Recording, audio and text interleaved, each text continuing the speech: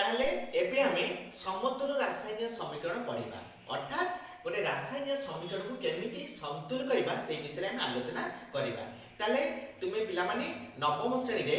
कोन पढिछ ना law of conservation of mass अर्थात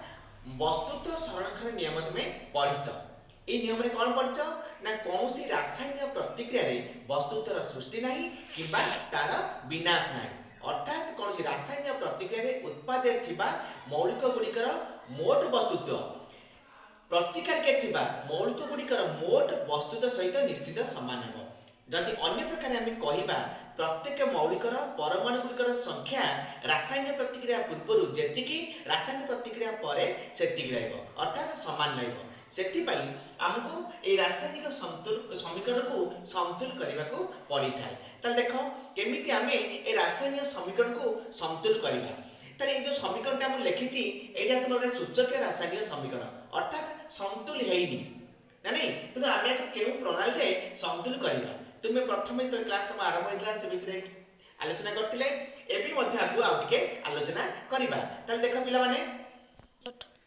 देखो मु इठी समीकरण टी लिखिছি देख भले भलो Fe plus H2O एपट देला कोन ना Fe3O4 plus H2 ताले एटा हम जानते प्रतिकारक एपट होछ हमर उत्पाद। ताले हम इठी कोन करबा ना प्रथमे प्रत्येक यौग को गोटे बॉक्स भीतर रखिबा। देखो आकु बॉक्स आकार में सजाई देली ठीक है पिला माने प्रथम सोपाने हम आको फॉलो करबा। द्वितीय सोपान देखिबा कोन अछि ना प्रत्येक मौलिकर परमाणु संख्या केते हम गणिकी लिखिबा प्रतिकारक पटरे केते अछि उत्पाद पटरे केते अछि। त देखो हम एठी Fe अछि आउ कोन मौलिक अछि दीदी ना हाइड्रोजन अछि आउ कोन अछि ऑक्सीजन अछि तीनटा अछि हमरा। तले प्रतिकारक पटरे Fe बा आयरन केतुडा अछि देखो हम लिखिबा प्रतिकारक एपट लिखि देबा उत्पाद। देखो प्रतिकारक केतरा अछि गोटे अछि उत्पाद पटरे केतरा अछि ना तीनटा अछि ठीक अछि। हाइड्रोजन प्रतिकारक केतरा अछि ना दीटा उत्पाद रे केतरा अछि दुईटी अछि ठीक अछि पिला माने। ऑक्सीजन प्रतिकारक केतरा गोटे उत्पाद रे केतरा चारिटा। तले को लक्ष्य करो Fe प्रतिकारक रे गोटे अछि उत्पाद रे तीनटा रहला हाइड्रोजन प्रतिकारक रे दुईटी उत्पाद रे दुईटी ऑक्सीजन प्रतिकारक रे गोटे एवं उत्पाद रे चारटी। वर्तमाने आमे एठी देखिबा को मौलिकर परमाणु संख्या अधिका अछि ना हाइड्रोजन समान अछि किंतु ऑक्सीजन अछि अधिका आउ कोन अछि ना आयरन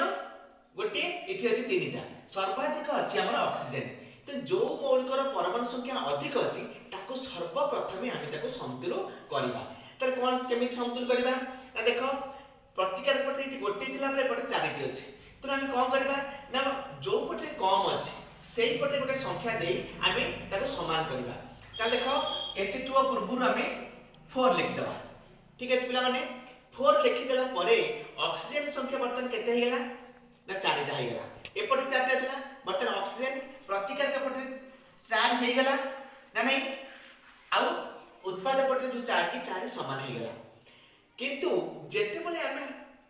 H2O पूर्वरु 4 देई देले बर्तन हाइड्रोजन संख्या बढ़ी गेला त हाइड्रोजन एठी केतरा थिला आगु ना प्रतिकार पटे दुईटी थिला बर्तन 4 देई देबा द्वारा हमर प्रतिकार पटे केतुटा हे गेला ना 8टा हे गेला।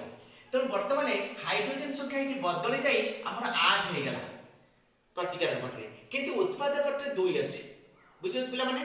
तले वर्तमान हमर ऑक्सीजन समान हे गेला किंतु हाइड्रोजन आगु समान थिला किंतु जेतेबेला को ऑक्सीजन को समतुल कले हाइड्रोजन संख्याटा हमरा बढ़ी गेला। वर्तमान को करिया ना हाइड्रोजन को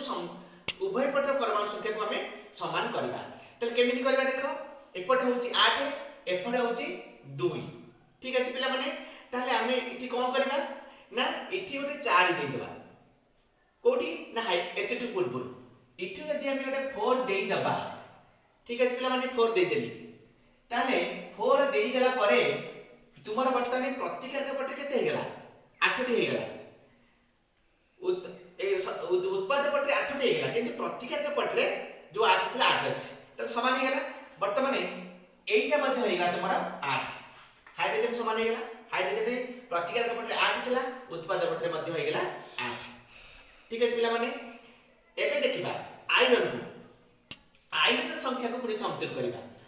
बाय एफी को एफी प्रतिकार पटे गोटे अछि उत्पाद पटे तीनटा अछि तले कोन करे ना जो पटे कम अछि सेही पटे संख्या दिके हम समान करबा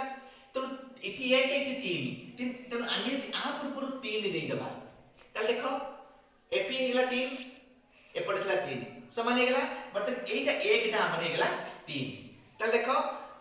एफी प्रतिकार के 3 को उत्पाद रे 3 हाइड्रोजन प्रतिकार के 8 को उत्पाद रे 8 ऑक्सीजन प्रतिकार करे 4 को उत्पाद रे मध्ये 4 वर्तमान उभय पटे मौलिक अणुर परमाणु संख्या समान हे गेला तले आमे वर्तमान कोन करबा ना जो बॉक्स सब देइथिले से बॉक्स सब आमे उठेइ देबा तले उठेइ देइ साला परे आमे वर्तमान कोन करबा ना लिखि देबा समीकरणटा कोन हैला ना 3Fe 4H2O कोन हैला हमर एठी ना Fe3O4 4H2 तले देखा पिला माने समतुल्य हे गेला ना नाही बुझेस पिला माने समतुल्य हे साला परे आमे एठी कोन करबा ना भौतिक अवस्था रा प्रतीक सब सोचेबा केमिति का सोचेबा ना एठी जो सब मौलिक गुडिक जौत अवस्था रे अछंती से माने केउ केउ अवस्था रे अछंती बुझेस ना नाही ताले आयरन ता को अवस्था रे थाए ना सॉलिड अवस्था रे थाए तेनु Fe परे हम S लिख देली बुझ पाछ पिला माने एटा कठिन अवस्था रहला H2O आमे कहछे जल किंतु प्रकृति रे एटा होची जलीय बाष्प काहे कि ना लुहा खंडे आमे साधारणतः पानी रे फोपाडी दउ नै आमे बाहर से रखि देले बाहर रहि गेले से कोन एना जलीय बाष्प संस्पर्श रे आसिले कोन एना जंप लागि जाय रस्ट होई जाय तेनु वर्तमान आमे H2O परे आमे G लेखिया काहे आमे जलीय बाष्प भाबरे एठी आमे H2O को ग्रहण करूछे ठीक अछि पिला माने Fe3O4 जंप जोटा रस्ट होते सेटा को अवस्था रे ना कठिन अवस्था रे तेनु आ परे हमें S दे देबा सॉलिड H2 हाइड्रोजन का साधारण भाबे तुम जानिछो गैस तेनु G दे देबा ताले वर्तमान हमें भौतिक अवस्था रे मध्य को सूचय दे पारिबे ताले एई परि भाबे रे एई जो छातटी सोपान देगिरी मु कहिली से छातटी सोपान देगिरी हमें गोटे रासायनिक समीकरण को समतुल करी पारिबा तार पिला माने मु आउ गोटे रासायनिक समीकरण दउची ताकू हमें केति सहज रे समतुल करी पारिबा ताल देखो मु गोटे समीकरण लिखिची आकु हमें समतुल करबा ताल प्रथमे देखो इतो लिखिची H2S SO2 उत्पाद पटेला S H2O